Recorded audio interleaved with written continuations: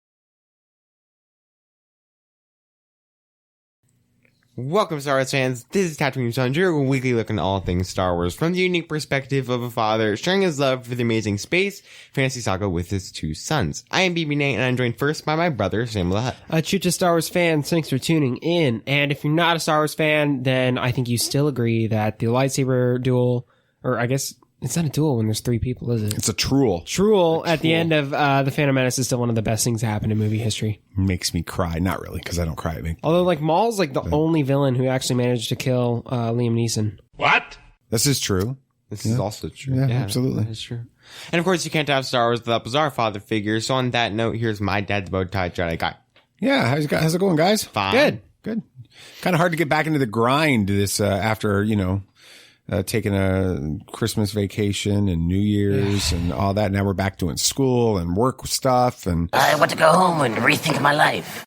And how are you guys doing with getting all started with all that? Yeah, it's been a little rocky, but we're making it work. A little rocky. What about you, BB Nate? Fine. I mean, it's just we've had a lot to do with this week trying to get ready for guests to be in here. So. Yeah, Sam has a guest coming. So we got a couple guests coming. Tell them who's on their way. Yeah, so my girlfriend Savannah is coming to visit for 10 days, and her brother Nathan, funny enough. Yeah, that's not BB Nate, a different Nate. That's going to be fun to manage. I think we'll just call him BB Nate, and then we'll...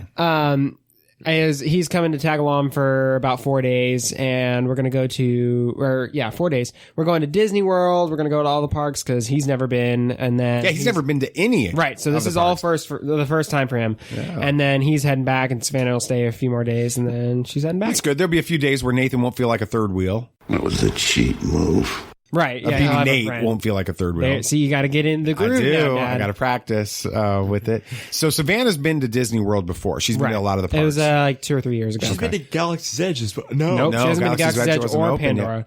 Oh, well, that'll be fun. Yeah. That's going to be a blast. I've got to miss some of it.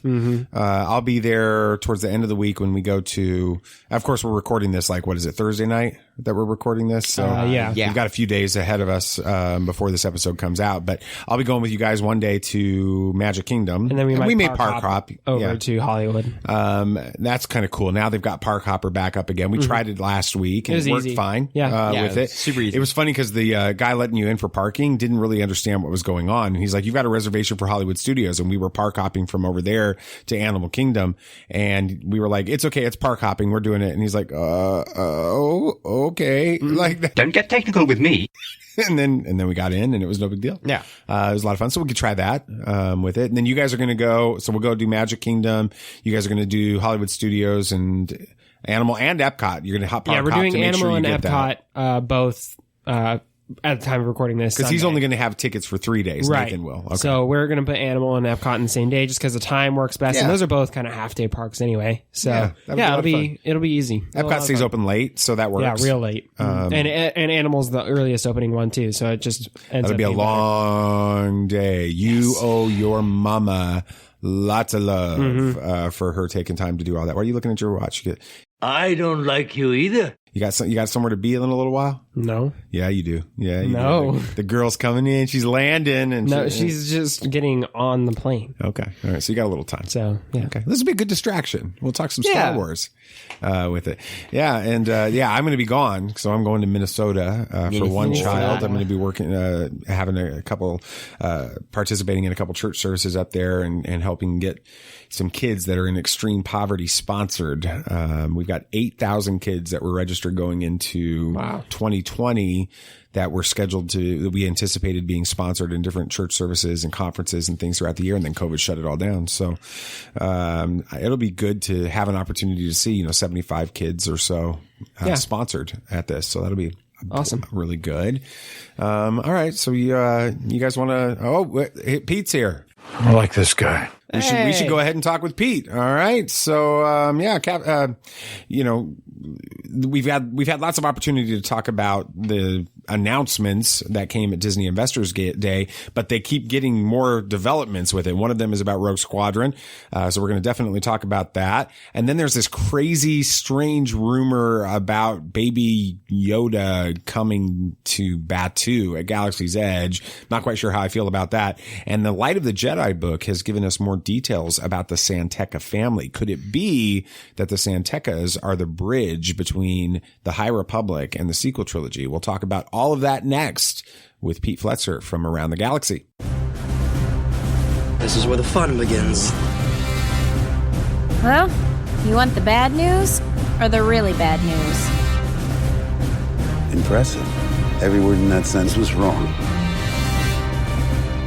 Hey, we've got Pete Feltzer from Around the Galaxy on here. Pete and I have had the opportunity to be on each other's shows a few times and talk, but this is the first time, Pete, that you've actually got to hang out for a little bit with Samuel the Hutt and BB Nate. This is pretty cool.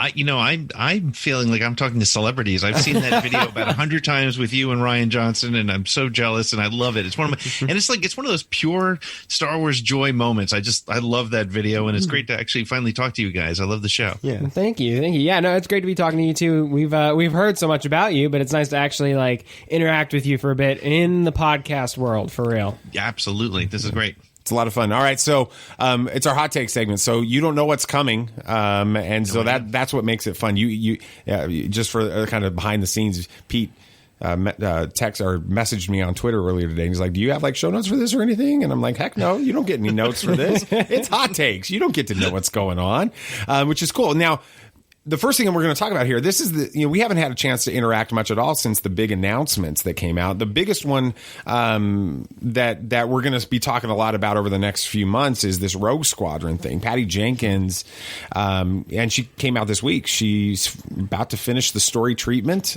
for Rogue Squadron.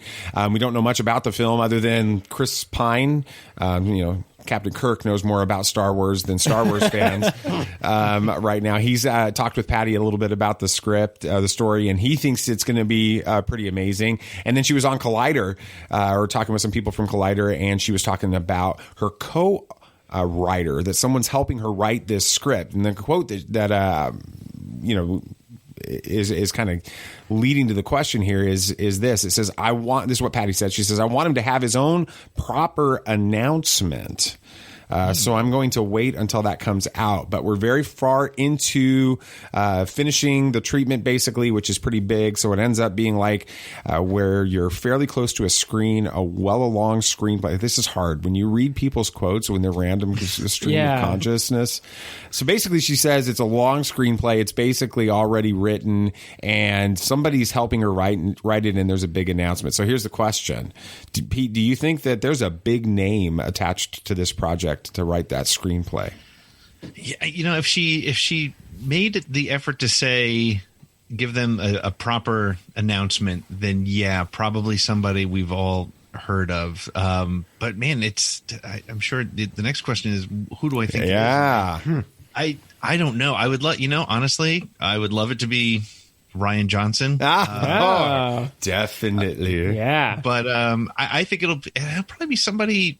I don't know. I would love it if it's Filoni's first foray into wow, I hadn't thought about that one. That would be a very quick track to movies. I mean, Yeah. he did animated for so long, and then he was thrown into live action, and then like, okay, you're doing the only movie for Star Wars coming out in the next 5 years. Oh, Good luck. wow. Yeah, but I would say if it's a co-writing with somebody like Patty who's got that experience, it's a great step. I mean, that was his step through television with, at Favreau's side to come in at Patty Jenkins' side.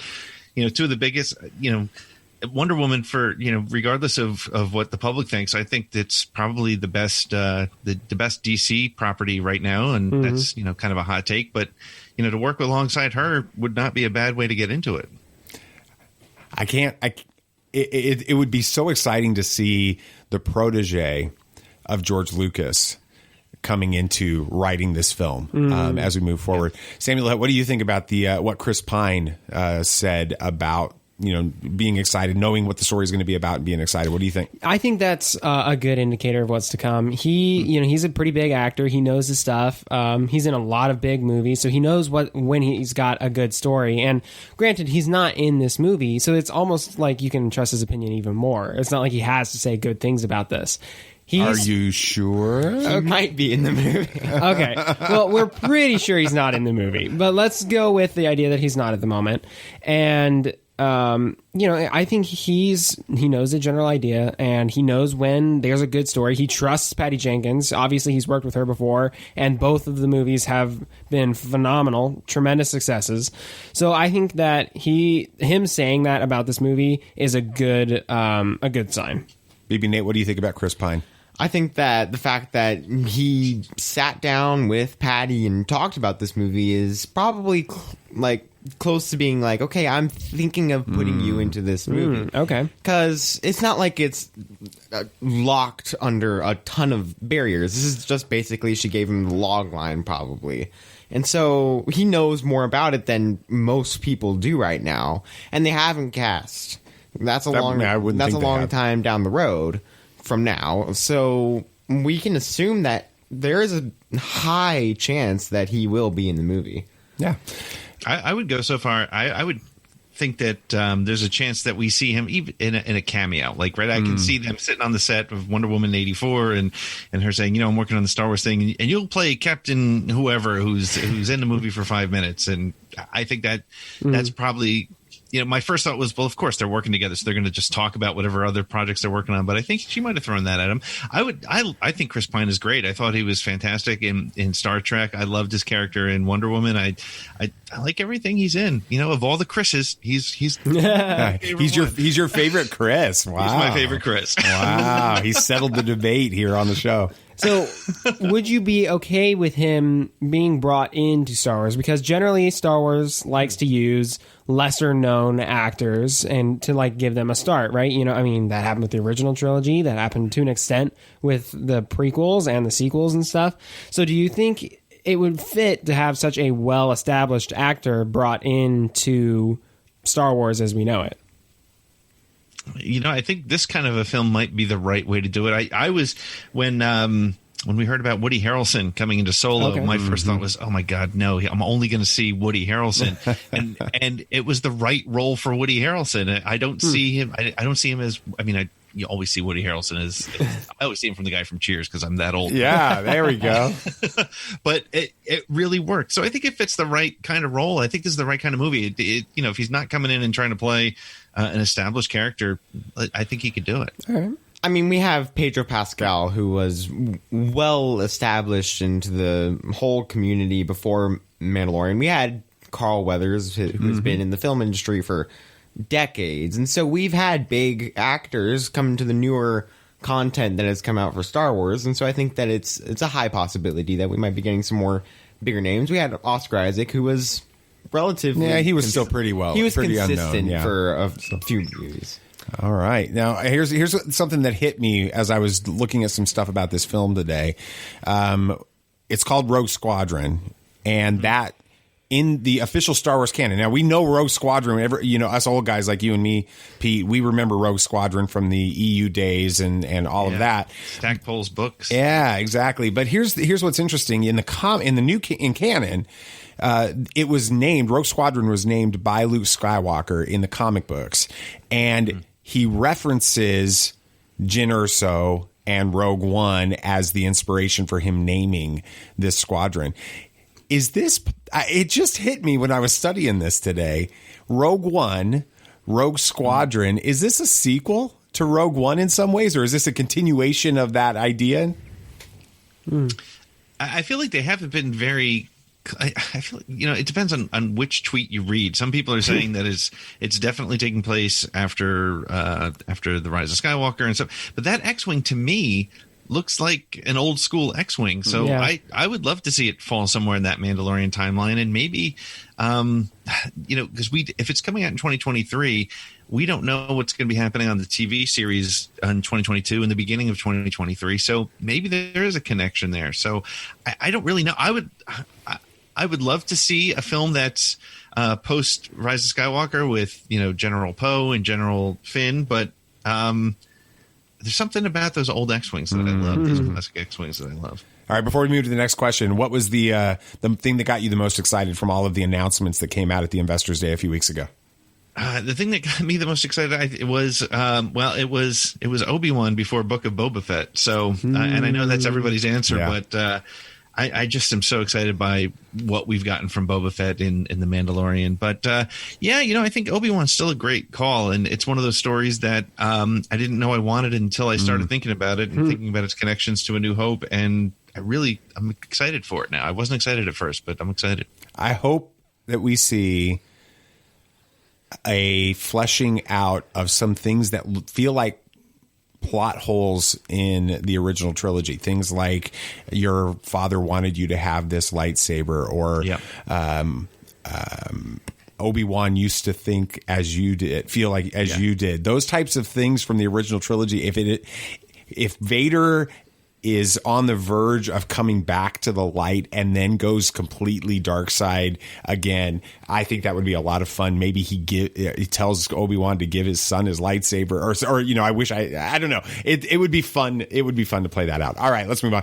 There's a rumor going around, and with most rumors, we have to look at what the source of it is. I can't find if Mike Zero or we got this covered actually came up with this one, but it feels like one of theirs. It's that they're going to be potentially replacing the characters at Batuu from the sequel trilogy with Mandalorian characters like Grogu and Boba Fett and Mando himself, Ahsoka Tano. It goes on, to say that they are going to be making appearances at Batuu. It just doesn't feel right to me. It feels to me, Pete, like this is wishful thinking from the let's retcon the sequel trilogy crowd. Do you think that they could ever change up what's going on at Batuu and bring in these characters in any way? Yeah, so first of all, I totally agree with you. It feels like more clickbait, kind of I hate the sequel YouTubers putting that together. So putting that aside, the only thing that makes me think that it's possible is, if I remember correctly, they did talk about how there were plans, and the way they had built Batuu and the way they had built this part of Disney was to be able to, change it up from time to time. And from a pure marketing perspective, people want to walk around and see. I think people would rather at this moment take a picture with Din Djarin than Kylo Ren, perhaps. So I don't completely dismiss it, simply because I feel like Disney at one point had said that they're building it so that they can have some flexibility with what they do with it. So I was going to say I don't love the idea, but I kind of wouldn't mind it. I mean, especially also because we've gone, those of you guys have been there regularly. I was very fortunate to go just before the lockdown in California. So it's a great experience, but if you want to come back, maybe a new way to a new change. But I don't know. I'll stick with my first point. It does feel like wishful thinking from people who want to retcon the sequels. I think that it could very well be possible. I think that if they want to go the directions of keeping the marketing and keeping what's popular right now going, it's possible. They can do it. Batuu's been around for a long time, and they could fit it into the canon that this is just further back in the timeline. So they could era hop, which would be kind of fun to change it up a little bit. Sometimes sequel, sometimes closer to the original trilogy. And since it looks they brought in Batuu in the prequel era already, they brought in Batuu in just before the original trilogy in the Thrawn, was it Thrawn Treason Alliances book? Yeah, okay. So, I mean, we're getting more prequel stuff soon with the TV series, so they might go with the direction of that's what's popular right now. Let's change Batuu to that era. And I mean, it's always possible. We era hop all the time in media. Yeah. So, I think the challenge, Sam, is rides like Rise of the Resistance and even just the first order element. Are they going to have to, completely transform some of the rides and that type of thing in order to make this work? I don't think they can era hop. Really, I think it is set at this time for a reason, and I don't think they can change that at this point. What I think they can do is I think they can bring in some of the other characters to walk around occasionally, but they're not going to be replacing anyone or jumping back in the timeline. I think it's set where it's set, but you could bring out Mando pretty easy. You put a dude in a costume and have him walk around. That's not that hard to do. The aging isn't a problem. There's nothing wrong with that. You could even do that with Boba Fett, although he's going to be really old at this point. But you could do that with Boba Fett. Ahsoka, the same. We don't know how, was it Togrutas? We don't know how they age and stuff. So you can bring those characters in, I think, but I don't think you can full on shift the direction of the park. I mean, what about this? What if in season 3 of The Mandalorian, they have to go to a part of their mission is to stop at Batuu, and when they do, the Falcon is sitting there in the background as a cameo. It doesn't become a part of the scene or part of the story. And now you've just shifted it and you've brought Batuu back in time, because you can still keep the shops and you can keep all that stuff there because, we saw the cantina. That didn't change much. So, right. All it takes, I think, is one half an episode that takes place on Batuu, and then suddenly you've made it so that it's a valid way to bring that story there. So I don't think it's out of the realm of possibility. But to your point, and maybe what you also do is you start throwing prototype First Order troops into the show, because now we're in that sort of crossover time. And I mean, it's not gonna be free, it's not gonna be cheap, it's not gonna be easy, but if there's a better way to get people into the park, Disney will do it. Yeah, and there's been the narrative, at least, is that Batuu, the Galaxy's Edge, has not been the draw consistently that they wanted it to be when they look at the ticket sales and things. Although when we go, it's as packed as you can get. So, BB Nate, what were you going to say? They could also, if they really want to, put Dark Troopers into the park, and that would get people very excited. I think that'd be really cool. But they have done quick changes for the full theme and style of rides, and I think it's possible with Rise of Resistance if they just figure out how to change a few things. That's the big one for me that makes it hard. Yeah, because it's got Finn, and that sets it in a pretty... And Rey, and Oscar, or Poe. Yeah. And Hux. And what you can do is you can do a few repaints, put in more animatronics that take place with that time, just stormtrooper animatronics that fit with the Empire. You could even keep them with First Order, with the first Order Star Destroyer, and you can just replace it with an unmasked Din Djarin. Now that looks like he can think about giving up the creed, and so you can just change a couple things up. And they've done it with Haunted Mansion for Christmas. The whole theme just changed. It's very true. Yeah. Yep. It's a lot of fun. The only thing that I really want them to do every time I go, I'm looking to see if we get on Rise of the Resistance. I'm looking to see if they gave Hux a haircut, because his hairstyle on that animatronic Hux is the worst I've ever seen. All right, Light of the Jedi is out, and it's pretty. Have you had a chance to read any of that yet? Just maybe the samples, or I read the samples. Okay. I haven't gotten to the books. I'm very excited about it, but yeah, I'm excited about it too. It's. Dan Z, we had him on the last episode, and Dan was saying, he's read the whole thing, and he says, believe the hype. It's going to be fantastic. We're going to love it. But it's given us some insight into why, from what I understand, Luke Skywalker sought the help of Lord San Tekka to uncover ancient Jedi relics. So mini spoiler, not much, but in this Light of the Jedi novel by Charles Soule, the San Tekka clan is mentioned and has a pretty prominent role there. Hyperspace hyperspace prospectors. And the quote is, they are rough-edged people finding routes through wild spaces of the galaxy like planetary explorers searching for passes through deadly mountain ranges. But then there's this deeper secret that the San Tekka clan has, and that is this member of the family, Mari San Tekka, who is a hyperspace trader, and she's been doing this since she was 6 years old. And she's got this, and I think I'm going to watch Sam and Nate's eyes light up as I read this next part. She has this experience of flying through interstellar wilderness with her family, and it says that she's using her mind. She opens up her mind so she can see things, see the paths through it, and she calls it the paths. It sounds a lot to me like the Skywalkers, the Skywalkers from Thrawn with it. Pete, would you be interested in seeing the High Republic era somehow connect with the post-original trilogy era through through Luke Skywalker, and then all the way through into the sequel trilogies, and maybe bridging the gap between all of these eras through the San Tekkas? What would your thoughts be about something like that?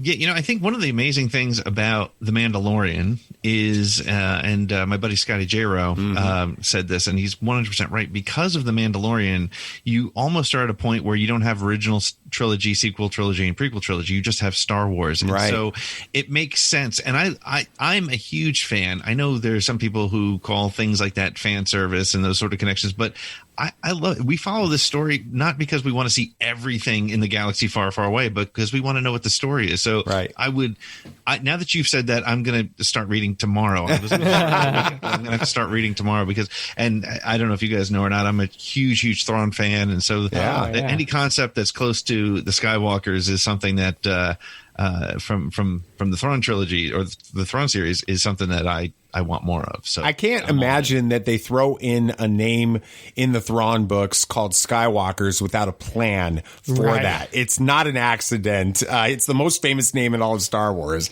You don't throw that in there with it. What do you guys think about this whole thing? Yeah, I like how they're really interconnecting everything in Star Wars. Like you said, and you put it really well. It doesn't feel like prequel, original, and sequel anymore. It just feels like Star Wars because there's so much interconnectivity with it now. Even 200 years ago, they're bringing all this brand new era into something that's happening right around the original trilogy. I mean, that is the kind of interconnectedness we've been wanting in Star Wars ever really, at least for me, ever since the MCU was really taking off and we saw how interconnected that was. We're like, why can't we have that in Star Wars? Because it really did feel like its own three movie sets, so them bringing these elements in, even just little ones that only fans like us will get who have read all the books, is enough to get us like, oh yeah, this is great, this feels awesome. It is very much fan service, but you don't keep fans around without a little fan service. You need fan service, and that's what's fun. So I really appreciate them taking the time to do this and give little nuggets to the fans here and there like that. That's awesome. Yeah, I never thought that they would put in the whole Skywalkers without doing something with that. We've been looking for so long from that book wondering, oh, is this person one of those Skywalkers and this and this, and we keep thinking about these things and they've never really touched on it, and so it's always a point where we're wondering. And now that they're bringing this High Republic in, it feels like it's turning into the new canon version of Legends. It feels like they're going back to doing 3 years of just cranking out as much. Well, then yesterday they announced that there's multiple phases of this, and this first phase doesn't even end till 2022, and they've got 2 or 3 phases on the other side of that. And having it set in this timeline where it's not like thousands of years ago like the Old Republic, it's still close enough to where you can connect it to the original trilogy, but it's just separated enough to where it can do its own thing and breathe. I think that's going to help it a lot, and it will feel a lot like Legends because it's going to be doing crazy stuff that we don't see before, but it still is Star Wars and it still works with the main story. That's awesome. All right, so Pete, our main series this month in January is about the Phantom Menace. We're talking about this first the episode 1, which has been loved and hated by so many Star Wars fans, but really, we're looking at it from the perspective of what are the main themes through it, and then what is the impact that it has had on the rest of Star Wars. As someone that's like me, that grew up in the original trilogy era and had that period where you thought you'd never get Star Wars again in the movie theaters, what was it like for you walking into the movie theater in May of 1999 1999, seeing episode 1. What was your reaction to the film, and how do you feel like it's impacted Star Wars since then? Yeah, I borrow from Ken Napzok and call myself a reformed prequelist because I definitely fell into that zone for a while where it used to be not my favorite, and now I could spend an hour talking about this with you, because a couple things about Phantom Menace, and I don't know if you guys are aware of this or not, but that was the time that I was doing my work for Star Wars Galaxy magazine, so I was at the New York premiere for Phantom Menace, and that was quite an experience. I've told the story before, but I'll tell it quickly here because I think it's relevant to where you guys are in your journey here. So I went to this premiere, and it was a star-studded event in New York City in this beautiful theater. It was, Natalie Portman was there, and Liam Neeson, and pre-president Donald Trump was there with one of his wives, and In Sync or somebody was there. So I mean, it was crazy. And here I am. I was this like 280-pound guy, nerd, and I didn't know what you wear to an event like this in the city, right? I didn't know. So I wore a suit. I didn't know. And I think Donald Trump and I were the only ones wearing suits in the entire theater. So as I'm walking out of the theater, and first of all, I mean, in all honesty, when the first scene starts and you get the Neimoidians, people were like, what is this? What are we looking at here? Right thing? And it was, it was just such a wash of so much happening in that movie. And my favorite story of it is when I was walking out of the theater, right behind me was Christian Slater, who I was a huge Christian Slater fan. Nice. I loved him in Interview with the Vampire and Heathers and all that stuff. And Christian Slater's right behind me. And I'm like, when am I going to get a chance to talk to Christian Slater ever again? So I go, Christian, what did you think of the movie? And he looks at me and he has no idea who I am. Right. But I'm wearing a suit, and so he's not sure if he should, know me or not. And he just, and again, keep in mind, this was before older Anakin was cast. Right. I remember back in '99, there were rumors that he was going to be playing him. Was yes, I remember this. And he looks at me and he squints his eyes and he just goes, visually stunning. Oh. That was all he said, and he walked through. I mean, safe. That's like possible. Saying a girl's got a nice personality. Right. Got a nice smile. So, but it was, my reaction to the movie was like a lot of fans at that time was we wanted so much to love it that our first response was, that was great. I think. And then we, and I remember getting together with some friends of mine a couple of weeks later, because the premiere was before it was out in theaters, and got together with friends of mine to go see it who were Star Wars nerds like me. And I remember my best friend, who we grew up trading action figures and stuff like that. And he said, so what did you think? And I said, my favorite part was there's this scene in the middle with the pod racing, and it sounds so cool. And that was my favorite thing at the time, because I didn't know how to take it. That said, here we are 20 plus years later, and it's such an important part. And without the prequels, without Phantom Menace specifically, you don't have this story. And it's funny, I had one of the things that got me back into sort of getting active in the fan community was about a year and a half ago. I published a fan fiction novelization of the Phantom Menace. Excuse me. No. And the reason I did that was because I always thought that Darth Maul was the most wasted character villain in movie history. He was so disappointed. So I built up his story, whatever, blah, blah, blah. You can find it if you really want it. But the point here, though, that I got from doing that myself and analyzing the story and reading the script over and over and looking at today's canon is people are like, well, that's either Qui-Gon Jinn's movie or Anakin's movie.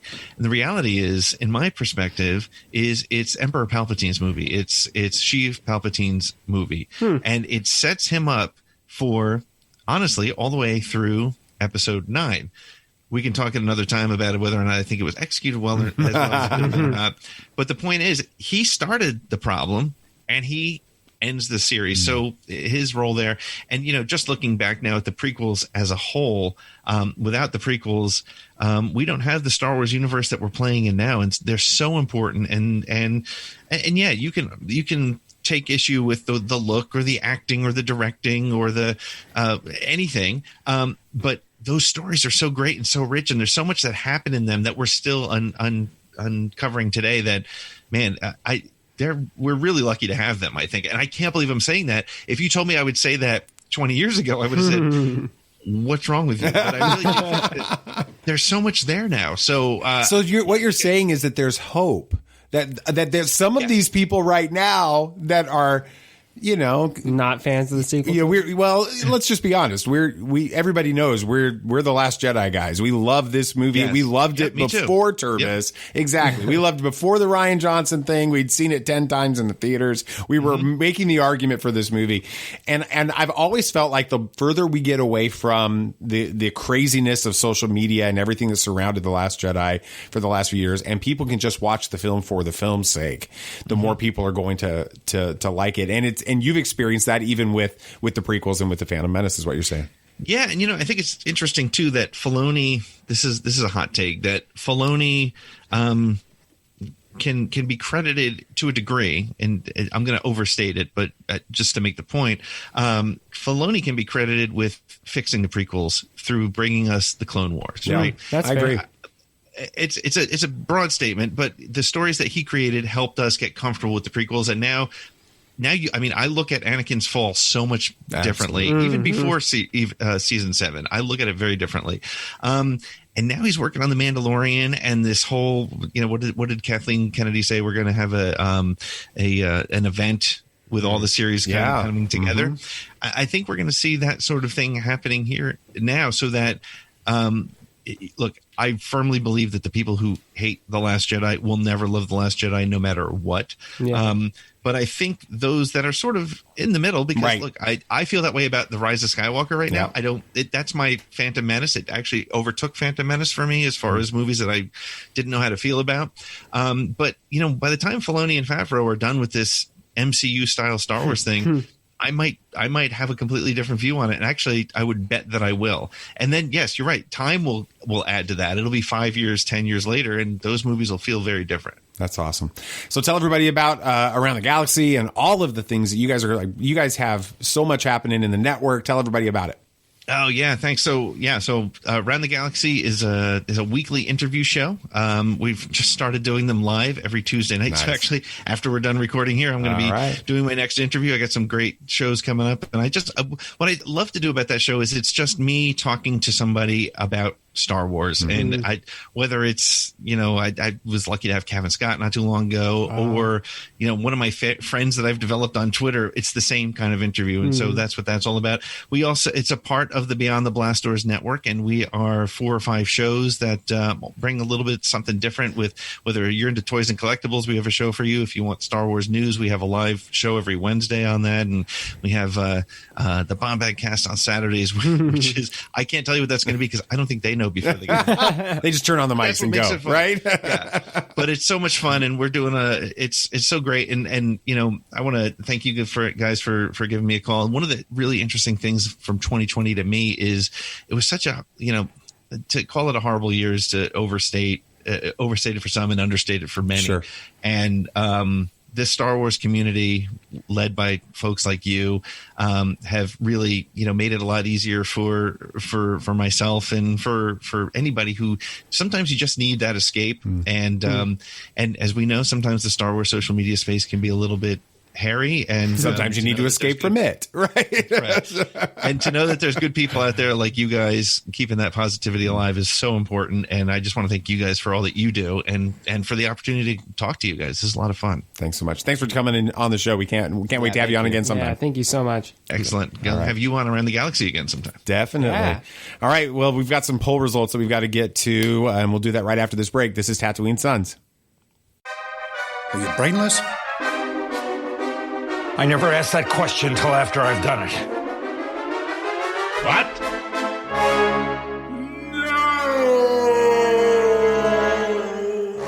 No! All right, that was fun.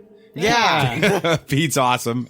His story about being at the New York premieres of the Phantom Menace, it was awesome. That was such a blast. What was your favorite part about those stories or everything that was going on? Well, I just think it's cool, like, when we get to talk to different fans, and each person has their own unique story with unique experiences. And it's really like, Sure, I'm sure we're like, it's crazy for people to talk to us because we're the Turbis guys, right? We named a character in Star Wars, but it's just as cool for us to talk to him and him going to the premiere. And we're like, that's amazing. So that's like one of the things I love about Star Wars is hearing other people's stories and stuff. Yeah, it's going to be weird for BB Nate. I think that, 10, 15 years from now, when people like, oh, he likes Star Wars because they see him, he's going to be an adult, right? And he's going to have kids and all of this, hopefully, Not too soon. Not too soon. 10, 15. Let's go 15. Okay. That'd be him at 30 almost. You should have kids by then. Anyway, Nathan's face. Yeah. It's like crap. That's kind of weird. But anyway,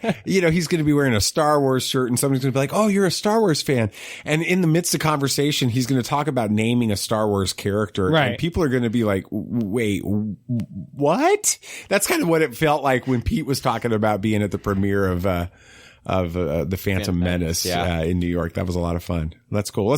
The reason I'm stalling is because I forgot to post the poll for this week. Tisk. So you like trying to stall so it can kind get of more numbers or get just more numbers, or just you don't want prolong the inevitable? No, it's already done. I did like a 30-minute version of it, and Flash but poll? there's not much to talk about with it. Yeah, flash poll. So last week's poll, actually the last second's poll, was finish this sentence. My plan for the High Republic is to read all of it, pick and choose, no plan or other comment below. I've got all 3 votes. No, we had a few more. That had 32 votes in 30 not bad. minutes. That's more than a vote a minute. Hey, We'll take it on a Thursday night. So I've already got Light of the Jedi. I was reading it today while my phone was getting repaired. How was it? It's good. Is it already parts you read, or did you? No, I skipped ahead past the stuff I'd already read. I picked up on chapter 8. And, is it good? Yeah, I'm liking it. Interesting. It's definitely a different approach towards the Jedi. They are well known in the galaxy, and they're revered in the galaxy. And I don't get that feeling from the prequels. I get the feeling that people are kind of like over the Jedi by then. Yeah.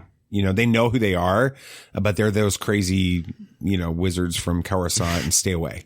Pretty much, yeah. In this one, they're like, we need the Jedi. They need to help us. And there's, there's a lot that's developing right now. It's a lot of fun. So, in the poll, we had, again, read all of it, pick and choose, no plan. Nobody voted, other comment below, but we only got 32 votes. And so, I guess, but even with that's cool. No plan got 18.8%. So like 20% don't care. Or don't have a plan for it. And then 28.1% said pick and choose. I think that's what you guys were kind of that's where we are with it. And I'll do that too, just because I'm not probably going to pick up a bunch of young reader books, or I'm not going to or young adult books, children books. I might. I don't know. They everybody says they're amazing. If you can that have gotten their hands on what they had. The comics look great. If you can get your hands on them, are they tough right now? Oh. That's cool. Really tough. 53.1% say they're going to read all of it. All right. And the people over at Disney and Lucasfilm, thank you. All right. It's actually interesting because we did get a couple comments. One of them was from our buddy Rick Villanueva, a.k.a. Cassian Andor. Seriously, for real? When you see him dressed, he was wearing a jacket and some khakis at Star Wars Celebration. And people I were rounded like, the corner and I was like, holy crap. That's Diego Luna. And people were like, that's the best Cassian cosplay here. And he's like, I didn't even mean to cosplay. I just came to the... He was Disney bounding without even trying. He was. That's right. But he just commented a second ago, and he said, oh man, missed the vote, but I've read everything available so far, including Into the Dark. Spoiler alert, they're all awesome. So how do you read that fast? He's a big reader. Okay. Like he loves to read with it. Very cool. Yeah. Next week's going to be all about that moment. We're going to talk about it here in a minute, but did Qui-Gon Jinn always know that Padme was Queen Amidala? I don't want us to answer. Oh, you already answered it, but we're going to talk about it on the show. So we want you guys to vote. So participate. I will do my best to remember to post this poll on Monday. And the challenge is right now we're recording at weird times because of traveling and guests coming on the show and that type of thing. So we're still trying to find our rhythm with this poll, but we'll get better at it. And that's, you would rather hear, people like Dan Z and Pete Feltzer talk with us than us have a poll scheduled the right way. So we're trying to keep our priorities straight. So, All right, you guys ready to move on? Sure. Let's do it. About right. When we finished last week, Qui-Gon had barely escaped the attack of Darth Maul as he rescued the Chosen One, Anakin Skywalker, from slavery on Tatooine. But what will the Jedi Council do with him? And what about the Trade Federation's occupation of Naboo? I feel like that's Ki-Adi-Mundi saying that. But what about the Trade Federation's occupation of Naboo? You know, The droid attack on the Wookiee. Exactly. We'll talk all about that and more after the break. This is Tatooine Sons. Well, the story that became the Skywalker saga really didn't develop into the epic mythology it is today until the Phantom Menace showed us the origins of Anakin Skywalker, the fall of the Jedi, and the rise of the Emperor. And over the month of... Dun, dun, dun. Thank you, Nathan. Thank you. That was good. When he says he must wants to be have had an extra Coke today because he's... No, when he says he wants to be a sound guy, he means that literally. He's going to be doing the sound effects. Yeah. All right. There we go. Over the month of January, we're discussing the biggest moments of the Phantom Menace and their implications for the saga. This week, we're looking at Act 2. Bulky religions and ancient weapons are no match for a good blaster at your side, kid.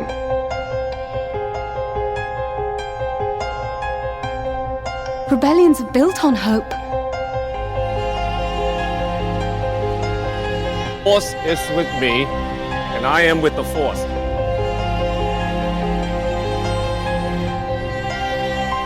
If you live long enough, you see the same eyes in different people. Okay, so we've gotten back to Coruscant at this point. Oh, yay. So this is our first time seeing Coruscant in all of Star Wars. Coruscant, it's interesting because Coruscant has a history in the EU. Okay. Before this, but we don't see it at all in the original trilogy. It's not even mentioned in the original trilogy. I don't remember hearing it. It isn't. And you know, we had things like it's in Thrawn and it's talked about a little bit, quite a bit in that, but it was Heir to the Empire, Dad. Get it right. Yeah, not Thrawn. Thrawn, you're right. Thrawn is canon. Heir to the Empire. The other one. Sorry. All right. Same character, different exactly. But it's different. It's different in the EU. I remember listening to Heir to the Jedi a little bit, and it feels very similar though. Yeah, but it is different. It's talking about different anyway. It felt different with the way that it was being described as we were listening to Heir to the Empire a couple weeks ago. So they're there and they meet with the Jedi Council, and this is the first time we've seen that. Yep. And then we get to this moment where I think all of us watching it for the first time expect the Jedi Council to welcome the Chosen One with open arms. He's got the highest midichlorian count they've ever seen. He seems to be, according to Qui-Gon Jinn, fulfilling the prophecy of the Chosen One. He's got a higher midichlorian count than Yoda, even. And you would think that was enough, but the Jedi Council reject him, and they say it's about fear. They say it's about, or not fear. They say it's because he's too old, right? And he's too old to start the training and all of those things. To his mother. His attachment to his mother. The problem that I have with all of this is the same thing that Yoda says. He says it here, but it's the same thing he says to Luke on Dagobah in Empire Strikes Back, and that doesn't matter because they end up training him anyway. So is there more to the reason that the council rejected Anakin? Let's start with you, Samuel Hutt. I feel like there has to be a lot of things. Okay, at this point, the Jedi is obsessed with their hubris, right? I mean, like, they're like all about themselves. They're perfect. They got the galaxy under control. There's no Sith. They're on top of the world at this point. And then this Chosen One comes in, and I'm certain there's a matter of pride from Yoda that comes into this. Like, no, we're good. I don't think we need you. We've got everything. Maybe we don't under need control. the Chosen One. Right, we've got everything under control at this point. That's interesting. They don't want to risk failure. No. Because he's already older than usual, and if they mess up, this could be a problem, and that could mess up the whole perfect Jedi thing they've got going at the moment. So I think it's a level of pride and fear of failure that plays into it. I think that it's all about, we've seen that the council is very set in their ways. They are like, this is a small community and only these people have rights for themselves. Like, they don't want Anakin in here because they're so set in their ways. They don't want change. I think they're more afraid of change than anything because they have a set system They have all of these certain things that you go through to be able to become Padawans and then be able to become knights and then masters. It's all a very set ritual and routine. But then you have this 9-year-old kid that's supposedly supposed to be the chosen one. Do you turn him away because he's too old, or do you accept him because he has just a high midichlorian count? And I think that they thought that it would be the lesser of two evils to just turn him away because that's the right thing to do in their mind. They have a code, right? And that code has children coming before they've made attachment with their families. They can't, early enough that they won't remember their families. And we see that play out through things like Dooku Jedi Lost and things like even the Clone Wars shows it with Ahsoka. Correct. Yeah, she doesn't remember being chosen, found by Ki-Adi. It's Plo Koon. Plo Koon. Yeah. I'm sorry, I've got Ki-Adi Monday on the brain today.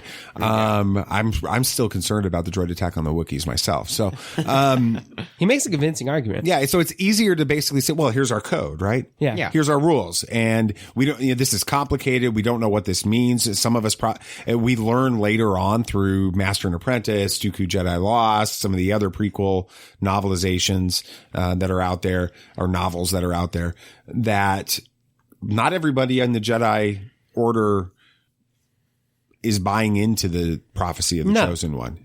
Qui-Gon's like really obsessed with it for some reason. And it's funny because he's obsessed with it in spite of Dooku trying to keep him from being obsessed with it, which is curious. I think that Qui-Gon's obsessed with the prophecy is because when he was being taught by Dooku, so much was going on that had to deal with prophecies at that time. So he probably believes in them more because he's seen them firsthand, and he probably is like, this is the most important prophecy we have. We have to be able to find a way to fulfill it. Because he saw what happened when they didn't pay attention to it with Sifo Dyas. Exactly. So he's a true believer. Qui-Gon's a true believer. He's a prophecy guy. And from us coming from a Christian background, there's like different versions of Christians too. If you're not a Christian and you're listening to this, then you tend to see all Christians in the, let's just be honest, the worst light. You're right. The morons that are out there, and all the craziness that are out there. And we apologize, on behalf of all Christians for some of the insanity that you've seen, over the, years, but especially over the last few years. Anyway, let's not go there. But there's this fringe prophecy sect within Christianity that they're always expecting, okay, here's our charts, and this is where we're at, and this is what this verse means, and it means we're right here in this timeline on this prophecy, and the next thing that's going to happen is this. And there's all these really like crazy machinations that are going on. It's like the dude with the red lines and stuff. It is. And I kind of get the feeling that to some extent, Qui-Gon's that guy.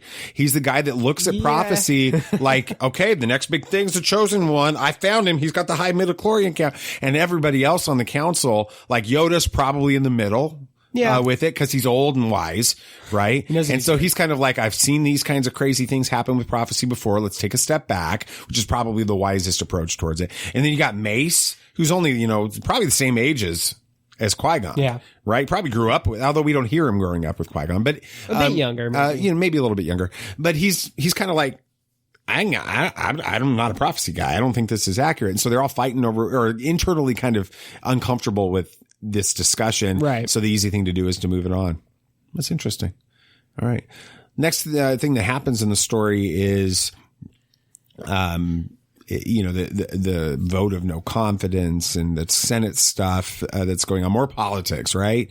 That's one of the criticisms of this film. Do you think that this whole section of the movie, with the Galactic Senate and, all of the politics with Padme and such, do you think it hurts the movie, or do you think it's necessary to see what's going forward? I think it's necessary, but I think it could have been executed better, because politics, it's still tough for me to follow those scenes. I'm not a politics guy. I know some people are like really into politics, and like I'm sure that whole section of the movie is totally fine and it makes sense and can even be interesting to them.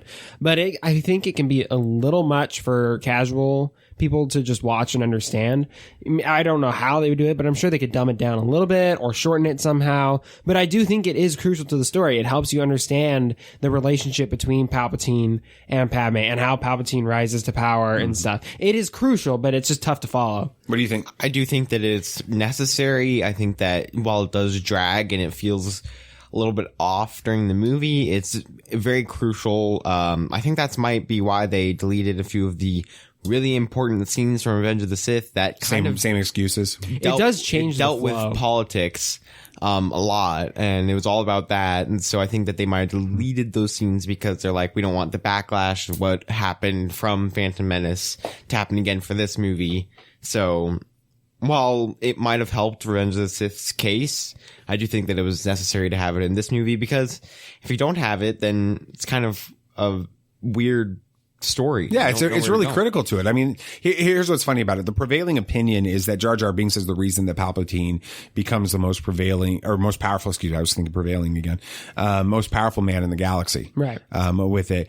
But it really is Queen Amidala who calls for the vote of no confidence against Chancellor Valorum that effectively puts Darth Sidious into control of the Republic. And that's the plan that is being executed throughout this film. That's Darth Sidious' goal, is to get from I'm a senator of a small little Blackwater planet, that's pretty, but nobody really takes all that seriously. And that's the way it's described in some of the extra the other canon material.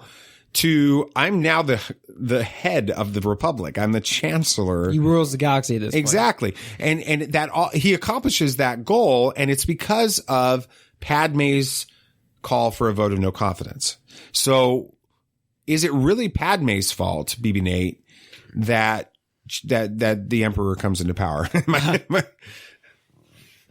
Yeah. I mean, while everybody's blaming Jar Jar Binks, I think that's more of a joke, because everybody thinks that Jar Jar Binks is a Sith Lord. And while I submit to that theory because it's just fun to do that, I don't believe it. I think that it was Padme's fault. I think Padme was too young to be able to make the decisions of putting this person, and kind of biased as well. I mean, she's what? How old is she in this? 15? 14.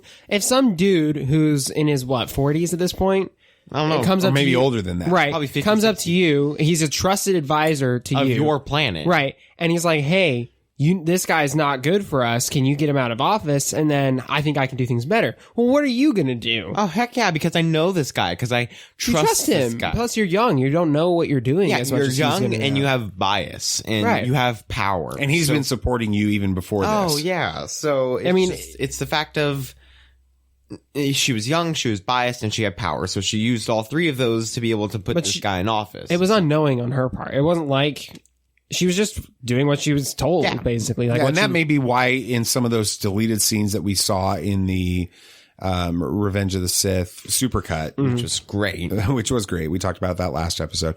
But in some of those deleted scenes, you see this, and even in the regular, the theatrical cut, you see this to an extent, where Padme is like, are we the bad guys?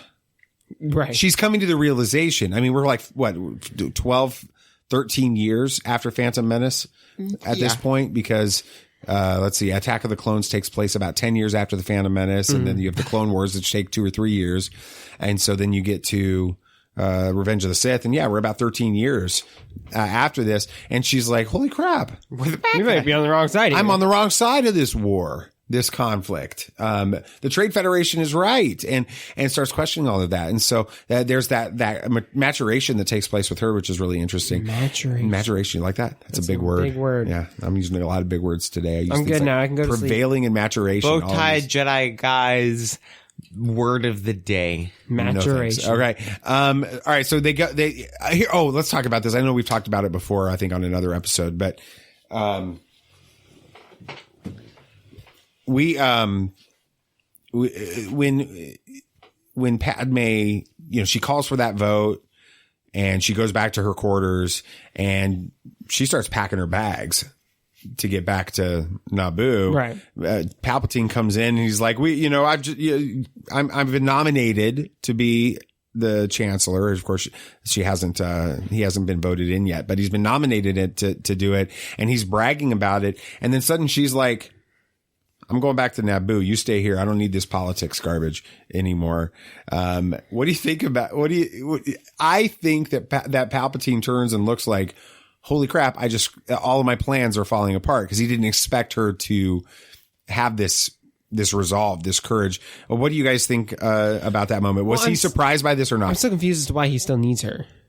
I don't think he does. I just don't think he expects her to do this. I think that he expects her to be what we just talked about. Young, impressionable, a queen, not going to put herself in danger. It's a lot easier to stay on Coruscant. That's who he thinks that she is. Right.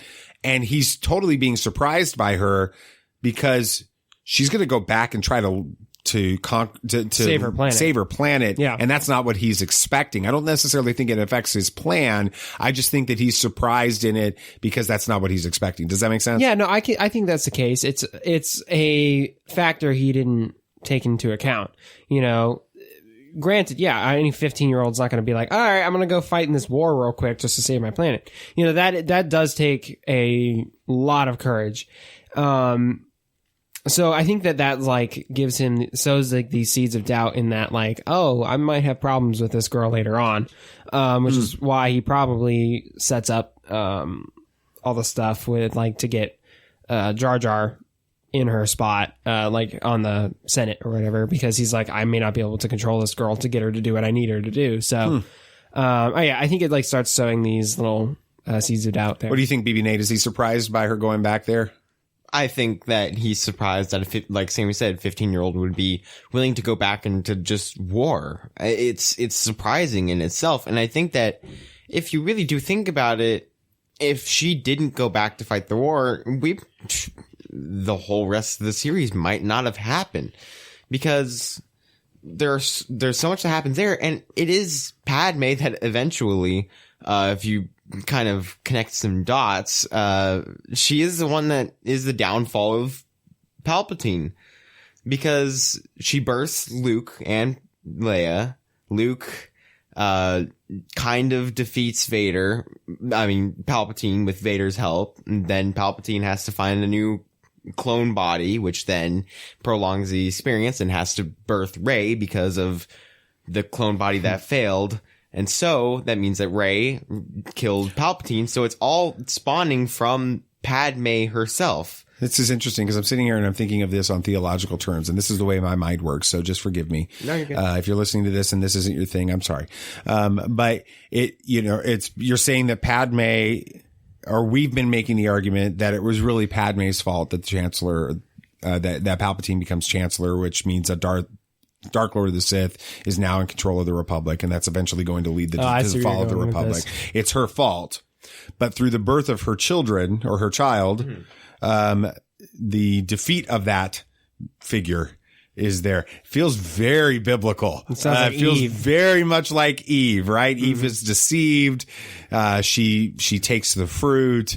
And then through her seed, Genesis 3:15, she's gonna crush the heel, or crush the head of the serpent that deceived her. It's very similar to it. Yeah, that is an interesting parallel. BB Nate didn't know he was going to make a theological argument there. Look at you! All right. So they go back, right, and Padme has to negotiate with the Gungans. Do the thing. What the boss nest thing. That was I can't do it on here. That was more like Donald. I can't do it. I can't do it with my headset on. And okay. You want me to take my headset off? Yeah, and dude, try to, it's not going to show up on the mic. It will. Why would it not show up on the mic? I can't do it. I don't even remember what it sounds like. I really wish I was recording that. Spit all over my my mouth guard or whatever on here. So sorry about that. Lord. This is why you listen to the show. You go from from a theological point to me trying to imitate Boss Noss. Okay. With it, there's that moment where Padme, she's been hiding as one of the handmaidens, and Keira Knightley has been pretending to be queen. You guys do know that's Keira Knightley. Okay. Yeah. She's been pretending to be queen, and then Padme comes up and admits it. And you've got this time where, it looks like everybody's surprised. Obi-Wan even looks surprised. And then you've got this grin from Qui-Gon Jinn. Is Qui-Gon Jinn just playing it cool, trying to pretend, hey, I'm the Jedi Master. Of course I knew this. And meanwhile, inside he's like, oh, Lord, I totally blew this. Or did he know the whole time? No, I think he knew the whole time. You go back on, Tatooine, And I'm trying to remember what he said, but he said some remark. He's like, I think basically what the queen doesn't know isn't going to hurt her. She's like, I don't think the queen would approve of this. And he's like, well, the queen doesn't know. The queen doesn't know. Right. I mean, he's totally poking fun at Padme at this point. So yeah, I think he's known from the beginning. You can't really hide much from that guy, I don't think.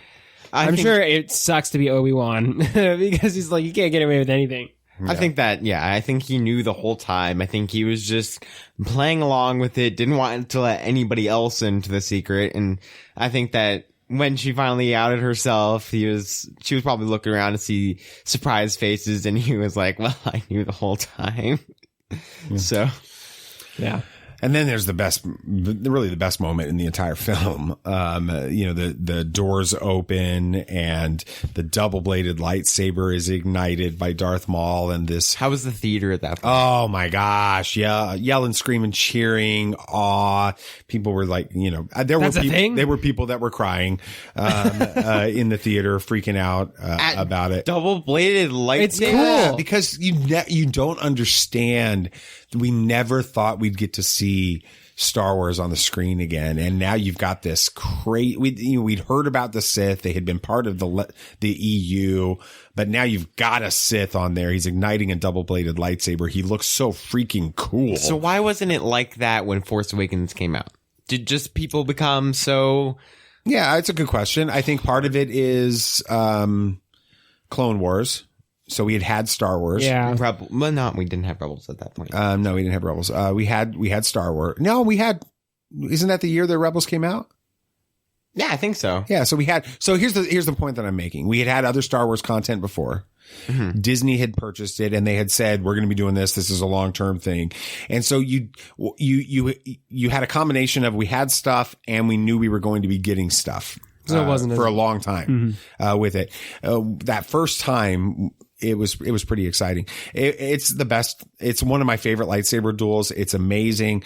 All of this is happening in a really intense way. But it's really fun to think about Qui-Gon Jinn and Obi-Wan Kenobi and Darth Maul and their different approach to using the Force. In their different approach to the battle. Well, talk about like Qui-Gon Jinn and, what he's doing throughout this entire battle, BB Nate. I think Qui-Gon is a lot more timid. I guess that might be the word I'm thinking of. He's not as aggressive as Obi-Wan is. Well, maybe that's just because Obi-Wan's master just died. That might have played a little bit. Well, even before that. But still, yes, Qui-Gon's a little bit more defensive. And that kind of shows if we're going by the Legends explanations for the lightsaber colors, if that's still a thing anymore. Green means more power in the Force than with a lightsaber, and blue means more power with a lightsaber than in the Force. And so if we're going by that means that Qui-Gon is more fluent in Force abilities and everything. So he's more one with the Force and the Force is with him type stuff. And Obi-Wan just goes guns a-blazing afterwards, and that eventually helps because Darth Maul is also that type. So you can't be playing just super back and everything against a person that's just full of rage, which is why he's in the dark side. And then you're talking about it with Obi-Wan. Obi-Wan seems to be young. He seems to be aggressive. He seems to be brash, arrogant. Qui-Gon is meditating at times when he can't battle, and Obi-Wan's like trying to figure out how to where to go next, like walking around pacing and everything. So is Maul. Yeah, and so I think that you see a little bit different approach to the Force through that. And then Maul is just all out. Oh, yeah. He's all rage and aggression. I mean, it's exactly what the dark side is. I mean, we've talked about Maul before, and really his main character trait is rage. Like, that's what fuels him. Revenge. Revenge and rage, yeah. So you see that in the way he fights, it's ferocious. And then when he's waiting, he's like pacing back and forth like a caged tiger, it looks like, just waiting to be let out. And you see that in the way he comes across. And then when he kills Qui-Gon, he's Maul's down, or not Maul, Obi-Wan's down the shaft, and instead of just straight up killing Obi-Wan, he taunts Obi-Wan the whole time. Like he's, sparking the floor and stuff just because he can, because that's his, like, That's what gives, like, that's his thing, you know? So you see those different approaches, and he's like it shows the Sith there. Awesome. Yeah, I think it really is fun to take time to really to chew on these stories instead of just watch them all the time. And that's why the series is going to be a lot of fun. Yeah, and we're going to be doing that the rest of the month. So next week we're going to talk about the rest of the Phantom Menace, and the end of that. Of course, we're going to talk about more of this lightsaber duel. We're going to talk about some of the fun on the Battle of Naboo. But really, we're going to start to see, Palpatine, you all right there? I'm better now. All right. You're going to start to see that there's more going on here with Palpatine. And the ending of this movie starts to help connect the dots to why Anakin is more than just found in this movie, but the connection to Palpatine. So that's going to be a lot of fun. And then the week after that, the last week of this month, it's going to be all about the implications of this movie and what is meant to Star Wars since then. And honestly, it's huge. Oh, yeah. I mean, think about some of the characters that were brought in and then brought back, and the other extra stories that have been told and such. It's had a huge impact on Star Wars, and I think that we need to treat it with that kind of respect instead of just making fun of Jar Jar Binks and politics and some bad dialogue. Hey, I don't make fun of Jar Jar Binks. No, we don't. But I'm just talking about like Star Wars as a community. Some people love the Phantom Menace, but. And most Star Wars fans are pretty cool with the movie, but they'll still joke about Jar Jar. They'll still joke about bad dialogue. They'll still joke about Anakin, and some of the funny scripting. Let's try spinning. That's a good. Yeah, point. That kind of stuff. And doing this has really been cool to think about the Phantom Menace a little bit more deeply. I hope you guys are enjoying it with it. So we're excited. All right. Anything else you guys want to talk about? Anything else? Yeah. So, the Loki executive producer, Michael Waldron, has been tapped to write Kevin Feige. Gosh, I always get that wrong. Yeah. Kevin Feige's Star Wars movie as part of the new deal with Disney's. Yeah. And he was brought in to help write the new Doctor Strange movie too, right? He was doing rewrites for it. So this guy, he's a weird movie. More of a Marvel guy, and he's working with Kevin Feige, who's also a Marvel guy. We can just say Kevin Feige, like beige. Beige, yes. Let's go with Feige. We're going to call him Kevin Feige. Kevin Feige. He's probably listening to this. Absolutely. Well, if he does, he can correct us. But so he's working. There's a lot of Marvel people in on this, and it kind of gets me a little worried. But why does it get you worried? I just hope it still feels like Star Wars in the end. I think it will. All right, but it's still interesting. That's good.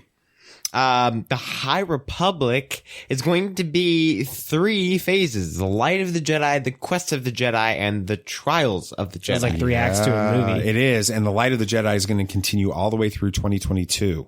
Dang! So this is a long-term play for the publishing side of things, and I think we're starting to find out it's creeping into shows, the video side of things, the Acolyte and games. Such. Who knows what Kevin Feige is working on right now. It'd be cool if he was pulling together something from this era. That'd be a lot of fun. Star Wars timeline undergoes major changes, and new official eras were added. Things like the reign of the Empire for the Bad Batch time period and such as that. And I think it's we've got Age of Republic, we've got Age of Rebellion, Rage of Resistance. Well, so now they've got the reign of the Empire and some other thing. And the timeline on the actual graph that they released is like an infinite line. So it goes completely, it doesn't end before the beginning. It's like has a start or an end. It just continues on. So who knows? Maybe we get Old Republic, maybe we get post Rise of Skywalker stuff in the future. You never know. It's cool. That was fun. Yeah. Let's do it again next week. Oh, okay. And this time we'll bring in that girl. Oh, okay. You want to bring in Savi? Sure. Let's bring her in. I think she'll enjoy by then, if you haven't broke up. I don't know. I really hope that would be the That would case. be awkward, wouldn't it? Like, it's like you break up the third day she's here and you've got another 8. Right. Don't screw this one up because, I don't want to come back from Minnesota and be around that tension for the next week. So, that'll be. I don't know if we should let her back on. She did a pretty good job. Well, she likes Grogu more than Turbis. Yeah, I'll forgive her. I don't know if I can. Yeah. Well, get over it. Yeah, that's going to be good. Make sure you guys check out flow.page/tatooinesons, where you can get connected to all of our different website, our socials, our TeePublic page, all that kind of fun stuff. Have a good time with that. Merch and all that. Get a Where's Ezra Bridger shirt. You got that shirt for Christmas, didn't you? I did. Yeah, it looks good. Get Boba Fett stuff, too, because he's the best. I should design some Boba Fett so we can make more money off of it instead of just borrow other people's stuff. Yeah. Except I'm not that good of a designer and I don't have time. So, buy somebody else's, but buy it through us so it helps support the show. So thanks for doing that. We appreciate you guys listening. We hope that this was fun and different for you. I'm sure it's very different. Not everybody has a theological. If it was both different and enjoyable, then we'd ask you to share it. Tell some other people to listen. Give us a rating and review, all that kind of fun stuff. But thank you guys so much for listening to it. So. Yes, thank you. Yeah, we always love hearing from you guys and how much of like an impact it's made for y'all, and it means a lot. I mean, sure, we don't expect that to be the case. We're just three guys talking about Star Wars, but knowing that it could be a positive impact in y'all's lives really makes a difference. So thank y'all. Yes, thank you for making it all the way through the show, which is, I'm sure, a very hard feat with us, but it's been a long ride so far, and I hope you can join us for the rest 143 episodes. Woo! And not to count all the bonus ones. No, we're close to 200 when you take into account all the other episodes. And all the re-recordings that we re-recordings were like 498. Oh my gosh. I remember one night we re-recorded 4 full times. And that was video. It was so hard. Yeah. That was like the second episode, I think. Yeah, we'll try to bring video back in at some point down the road, but we got to kind of get our wheels underneath us a little bit with some of the other stuff going on. So, thank you guys so much for listening. Anything else you guys want to say? May the Force be with you. May the Force be with you. May the Force be with you always. This party's over. I like that Wookiee. Don't get technical with me. Join, please. Yep, yep.